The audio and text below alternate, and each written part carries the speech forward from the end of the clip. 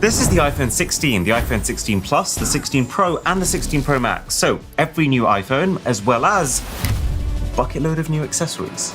And this is where we find out if these things are actually good or not. So let's unbox the iPhone 16 and 16 Plus first. And notice, Apple did say this is now an even smaller package compared to last year's phones. I have to be honest, I can barely tell the difference. It's about 6% smaller in reality. But it does look like they have rearranged the entire inside to accommodate this shrink. So now you get the phone, there's a USB-C cable combined with a SIM ejector, and it looks like no Apple stickers this time around. And here's our iPhone 16. These are also apparently the first iPhones to have 100% wood fiber-based packaging, which is good, although last year's phones had 99%, so let's not get too excited. And this is iPhone 16 Plus. And I'm actually kind of happy about these colors. This is the closest we've been in a long time to, well, just actually proper blue and pink. Very expensive gender reveal, anyone? So, having actually used the phones, I would genuinely say the audio mixing feature is unexpectedly crazy cool. So you guys start having a conversation now, and while they're talking behind the phone, I'm talking to you guys standing in front of the phone. So this is kind of like the equivalent of me being on a movie set and I'm the cameraman and they're the actors that I'm filming. Hey, let's see what that clip looked like. So open it up, head into the edit, and then click audio mix. So there's 4 options here. We'll start with the default way that the iPhone sounds. What are your tips for me? And while they're talking behind the phone, I'm talking to you guys standing in front of the phone. Bit of a mess, right? But then you click in frame. Flower, so you want double flower, so it's like really fine. And the eggs, you want really rich. My audio basically disappears. It's like a magic trick. There is more to this feature, but I'll get to it when we talk about the Pro phones. Okay, so what about gaming? Because the iPhone 16s have jumped forward 2 generations in terms of their chip this time around, this should be one of the biggest changes. And now also means that these phones have access to that same library of console games that only the pros could play last year. So why don't we see how they run? Man, the idea of playing like proper console Assassin's Creed on my phone is basically a childhood dream.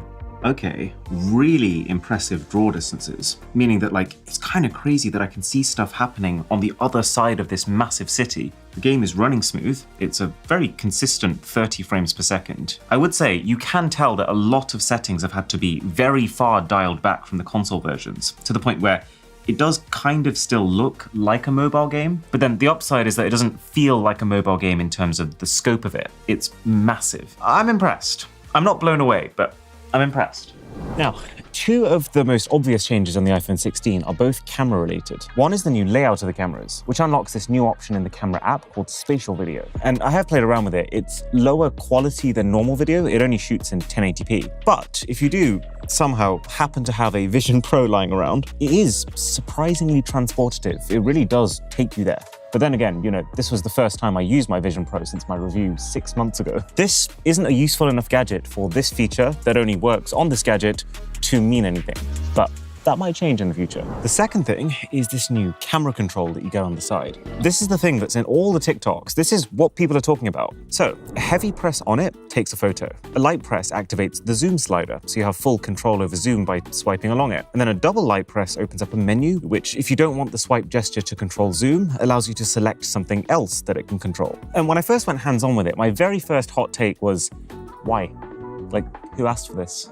So now that I've had some proper time to get to know it, has my opinion changed? Well, it has allowed me to appreciate the attention to detail that's gone into it. I like the fact that it's flush with the body of the phone, so it's not yet another protrusion that makes the thing uncomfortable to hold. I like that you have a surprising amount of control over how the control works, with settings like how firm you need to press to activate the thing. I like the little bit of haptic feedback you get every time you hit a key magnification number as you're zooming in. And it is quite cool that the official Apple cases cover and protect the camera control while keeping the swiping gestures completely usable. But no, my opinion has not changed. I think this is dumb. You have to lower your grip to reach it. You have to arch your thumb in a way that genuinely causes me hand strain. You gotta hold your phone tighter than usual because you're now supporting it less. And after all that, you're more likely to get last-minute camera shake because you're heavy pressing a button as opposed to lightly tapping your screen. And if that wasn't enough, it also feels like in trying to make this camera control work for both the portrait orientations and the landscape orientations, they've just made it not good with either. Because for portrait, it needs to be higher up, so you're not going like this. And for landscape, it needs to be lower, like here, so you can actually reach it without using some weird, unconventional hand claw. Separately though, I will say I appreciate how you can now pause a video recording, so you can have multiple separate clips in one video as opposed to having multiple videos. And also how you don't need to stop whatever music is playing on your phone when you start recording. These are both overdue but good improvements for creators in iOS 18. But what about the photo quality? Because while the main camera hasn't changed on this 16, you know that new A18 chip that the phone has? It does contain a brand new image signal processor, which every year is becoming a bigger factor for your photos. So I thought this would be a fun thing to do. This is the iPhone 16, this is last year's iPhone 15, and then this is an iPhone 12, which I imagine is closer to what most of you might be upgrading from. Okay, I'm gonna jump in the shot and finger guns. Why did I say that? Right. Yeah, there's basically zero difference between the 15 and the 16. You can definitely see substantial upgrades from the 12 in terms of detail, texture, color. That's not really something to brag about, that's expected. And between the 15 and 16, I can't see anything. The 16 though can get way closer to things to take macro photos now that the ultra-wide camera has autofocus, and there is some improvement to the colors and the overall smoothness when it comes to night photos. I guess because there's more processing in low light shots, you notice the difference in the processor more.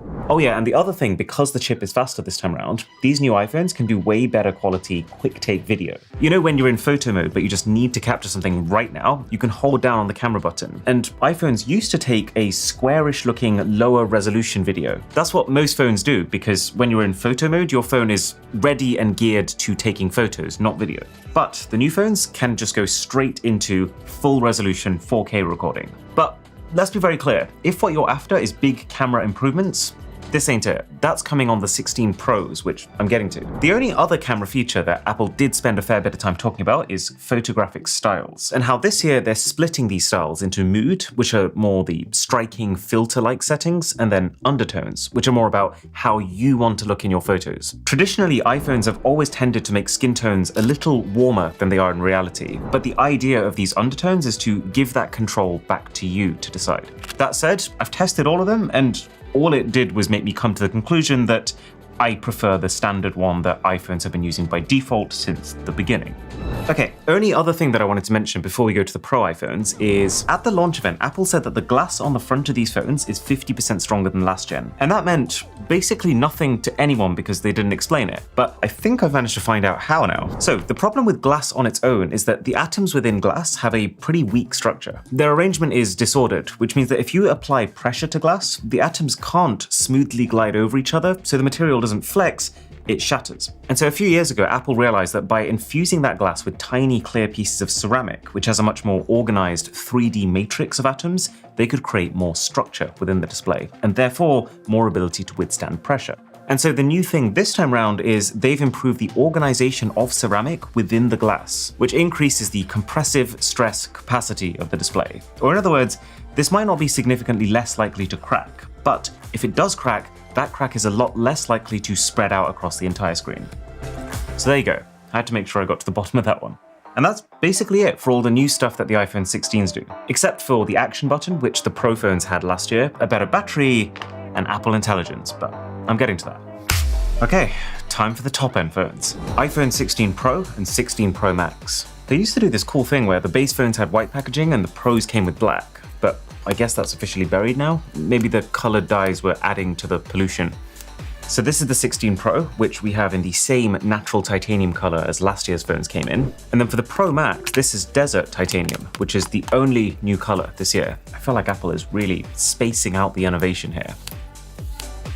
And honestly, to me, this feels disappointingly stale for the one flagship new color. But then while we're here, this is what the new cases look like. So it seems like fine woven cases are officially dead. That's probably for the best, but it's quite funny how much of a disaster that was. So we're back to silicon now. And this is, I mean, it's good quality, but it is expensive for a case. There's the new clear case, which I would personally never go for because they just get sticky and fingerprinty. And these are the new AirPods 4 with noise cancellation, which come with a set of papers for some reason, and then it's just the earphones in their case. And I have tested these, by the way, so quick mini review.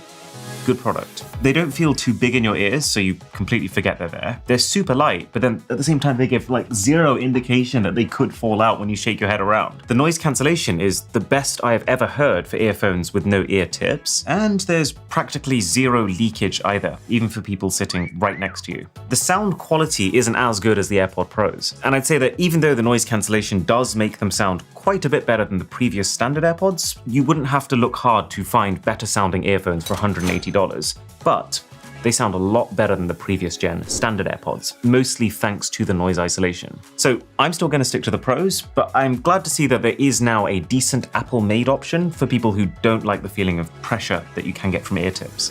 Okay, and then finally for this unboxing, this is the upgraded MagSafe charger. It is cool how every single product down to the accessories has the same peeling experience, and that it always seems to work. And then the kind of chunky 30-watt power brick that lets you get the best speed out of that MagSafe charger. More on these in a bit. So first thing I want to look at with these phones is audio. You know how we looked at the audio mixing feature on the base iPhones? Well, while the feature does completely work both on the non-Pro and the Pros, it's even better on the Pros, thanks to 4 supposedly studio-grade microphones. And so I thought these phones would be a really cool way to show you this other type of audio mix called Studio that makes the microphones sound like they're really close to your mouth. Check this out. So this is me talking to you using normal phone audio, and it sounds phone-like. You hear a little bit of everything.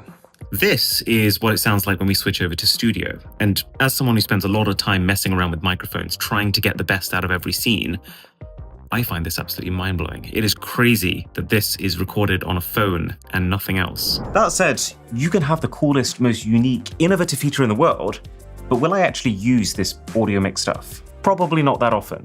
It's nice to have the reassurance that at any time I want, I can, because every iPhone 16 is recording spatial 360 audio by default anyway, so it's not like you're having to do or think about anything extra. But yeah, I am struggling to see the average user trawling through their entire library of videos, tweaking whose audio they want to prioritize in each clip. But different story entirely if you're buying the iPhone as your main filmmaking tool. For most of our videos, I still prefer the way that a Sony camera looks and the way that a Rode microphone sounds. But if you're looking at the iPhone 16 Pro to be your primary content creation device, then the audio on them just got very quickly very good. But camera quality should actually be the biggest upgrade this year. So this is an iPhone 15 Pro Max, this is an iPhone 16 Pro Max, and that is a particularly challenging lighting environment. We are shooting against the sun. All right, hit me. And that looks basically the same, although 16 Pro Max is actually slightly better at keeping the blue sky looking blue even through the trees. But the main benefit of the new phone over the old phone is not actually meant to be picture quality. It's meant to be the fact that the new phone has a faster sensor that can capture more information quickly. So, can you take photos faster? Little known feature of the iPhones, by the way, if you tap and hold the shutter button and drag it to the left-hand side, you rapid fire. And nope, they have shot the exact same number of photos. I will say though, if you just mash that shutter button, then the new iPhone is definitely taking more shots and it's freezing up less. But no one does that. What actually would be useful to see though is if you just wanted to take one high-resolution 48 megapixel photo, can the new phone take it faster? So I'm going to stand in front of these phones. I'm going to throw this ball in the air and we're going to capture at exactly the same time. So in theory, whichever phone's photo has the ball lower in the air has captured the photo faster. 3, 2, 1. Oh my God. You took these at the same time? Yeah, it's actually so quick you don't even see the shutter. That's actually a much bigger difference than I was expecting. It looks like I've used AI to remove the ball on the first photo, but it's actually just disappeared out of the frame. Man, I swear, this is like the coolest thing I own. But the main tangible benefit to this faster sensor, according to Apple at least, is meant to be video. Where the iPhone 15 Pros can shoot a max of 4K video at 60 frames per second, the new phone can do 4K 120. But let's actually investigate that. So this is a water balloon. I'm actually pretty scared this is going to be explosive. Oh God. Also, separate note, even though the screen on the new phone is meant to be just as bright as that of the old phone, we can't get it to the same level of brightness. It seems to be consistently slightly dimmer. But hey, at least as far as the video quality is concerned, it looks like there is basically zero compromise even though we've doubled the frame rate from last year. I have seen 4K 120 on other phones before, but it has never looked this good. And the nice thing about this frame rate is you can slow that footage down 4 times and still get a smooth result. The previous 60 frame per second footage kind of falls apart here. Right, so what about how much storage space it takes up? So the clip is 1 minute 25 on both phones, and the storage size is not quite double, but very nearly double. So 1 minute 25 is nearly a gigabyte.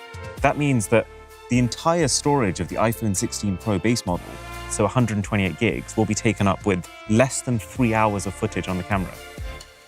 That is not good. Also, another thing that I thought was interesting was, let's say I take a video at 120 frames per second. I slow that down to 25% speed on my phone, but then I want to share that video with someone else. You get options. You can either share that video with no metadata, which means that the other person will just get the video as you intended it to be, or you send with everything, which means that they get all of this info associated with that file and they can reverse engineer it themselves. And same thing for photographic styles. You can take a photo in one style, you can decide later if you want to shift over to a different style. And then if you share it, the other person can also completely reverse any tone changes you've made or tweak it in a different direction, all without any loss to image quality, because the details of the original image are baked into the data of the shot, even when it's edited.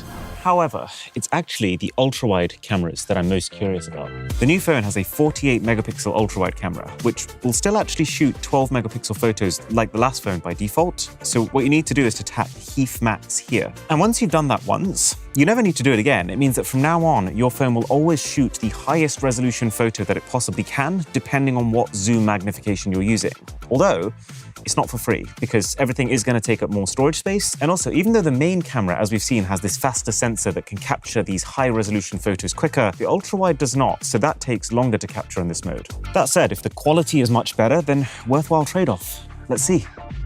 Oh, yes, actually, substantial detail upgrade. And actually, if you look at the fabric on my hoodie, you can see quite a bit less noise as well. Not to mention it's managed to brighten my dark joggers a little bit, so the high dynamic range is better. It's actually just all around a vastly upgraded photo. And also, a more detailed ultra-wide camera should also mean more detailed macro photos. Okay, this is working a little different to how I expected. So I was expecting that because this is a 48 megapixel ultra-wide camera, you would actually be able to take 48 megapixel macro photos, but when you're on the automatic macro mode of the phone and you take a shot, it's still actually only taking a 12 megapixel photo because the phone is actually cropping into that 48 megapixel sensor to get as close as possible. That said, because you're cropping in using a higher resolution base, the new phone's macros are still noticeably more detailed than the old phones. I also took a bunch of night photos to see if I could spot any trends, and there is definitely an improvement, but it's definitely not a massive improvement. Right, before we get to the real elephant in the room with this whole Apple Intelligence shenanigan, let's talk charging. And by the way, if you want to have basically unlimited power on the go, then this MagSafe power bank from ESR, our sponsor, is kind of wild. It's got a 5,000 milliamp hour capacity, it can charge your phone with a wire, but it also supports the new Qi 2 wireless charging standard. And that means it will charge your phone about 30 minutes faster than other power banks like it, while being 38% slimmer and having a kickstand built into the thing. They also have this separate range of cryo boost chargers, which solve the biggest problem with wireless charging. It generates a ton of heat. And so every cryo boost charger has a cooling fan. Oh, I can actually feel the air coming out. A heat dissipation chamber, as well as AI wizardry to keep temperatures down, and therefore wireless charging fast and your phone healthy in the long term. And this one charger can handle your watch, your AirPods, and your phone at the same time. But yeah, I use ESR stuff on the daily because of how much you get for the money. So link below for the full lineup. So these new iPhones are kind of weird when it comes to charging. Like I said, the next gen industry standard for wireless charging is Qi 2, which allows phones to charge with 15 watts of power. These phones can actually charge with up to 25 watts if you splurged on the almost $100 combo of Apple's 25-watt MagSafe charger and 30-watt brick. You need a higher power brick because some power is lost when you're wireless charging. But then at the same time, Apple's wired charging speed is so slow compared to the competition that they are maybe the only company whose wireless charging is apparently the same speed as their wired charging. It feels like yet another indicator that Apple is really eyeing up the idea of a completely portless iPhone one day. Okay, so the final question that we need to answer is Apple Intelligence. Is it good? Does it save the iPhone 16s from becoming what would otherwise be a very minor update? Well, here's where I have a couple of bones to pick. Firstly, if you buy an iPhone 16 now, you will not get Apple Intelligence straight out the box. It's coming in a software update later, although I've set up a beta so that I can show you now. And secondly, it's not exclusive to these phones, which isn't in itself a problem. It's good when more people can experience these features, but it just makes the launch event feel a little misleading because Apple spent half of the iPhone 16 section talking about Apple Intelligence. But then the fact that almost everything also works on the iPhone 15 Pro means that those features have very little to do with iPhone 16 hardware. Anyways, here's my rapid-fire thoughts having spent some time with Apple Intelligence now. The summaries that it gives you to your emails are actually a really useful way to quickly catch up with the full context of a conversation. Cleanup is a really quick, snappy way to remove distractions from photos, but I would actually say its results seem less good than they do on my Google Pixel. I really like the way that Smart Replies is integrated, but it only works for answering specific types of questions and doesn't exactly do it with much pizzazz. It's a little flat with how it responds. One of the key categories of features is writing tools. They're available system-wide, so whatever app you're in, if you highlight a bunch of text and tap writing tools, you get these options. And I don't really use any of these rewriting tools because for me, tone is so important, and something in my tone always seems to get lost whenever I try it. The key points and summary features, though, are really cool at distilling big chunks of text down to smaller bytes. I don't use them myself because I don't quite trust them.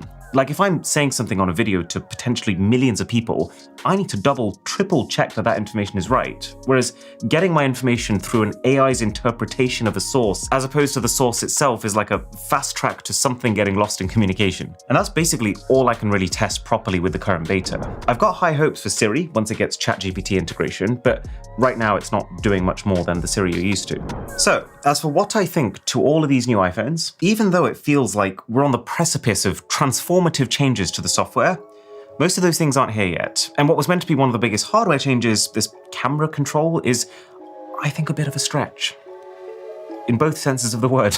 That said, while they're not the most exciting phones to upgrade to, if you're on like an iPhone 12 and you've been holding out for the next thing, they are safe phones to upgrade to. They're fast, the base iPhone 16s have good screens, and the Pros have great screens this time, although the base iPhones do still have that 60Hz refresh rate, which if you're used to having better, will make them feel laggy. But also, battery improvements are always very appreciated over here, and the battery has been great on all of these new phones. But more on that in my battery test, which is hopefully going live in a couple of days. So, see you there.